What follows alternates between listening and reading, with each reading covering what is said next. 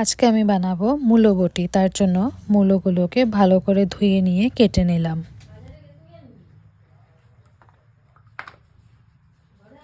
এরপর কড়াইয়ে তেল দিয়ে ভালো করে গরম করে এর মধ্যে দিয়ে নিলাম কিছু শুকনো লঙ্কা ও কালো সর্ষা।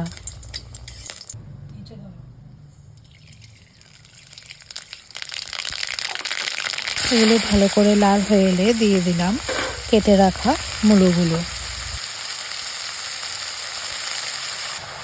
এরপর দিয়ে নিলাম কিছু কাঁচা লঙ্কা, হলুদ গুঁড়ো আর নুন।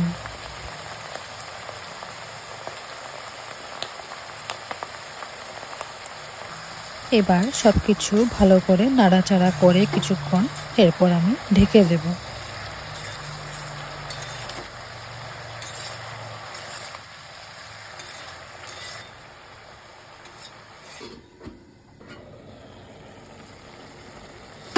এভাবেই আমি আরও কয়েকবার এটিকে ঢেকে ঢেকে সিদ্ধ করে নেব।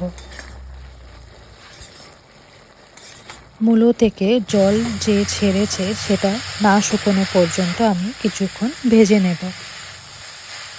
এরপর আমি এর মধ্যে দিয়ে দেব ধনেপাতা কুচি। তৈরি হয়ে গেল মূলো বটি। কেমন হয়েছে অবশ্যই জানাবেন।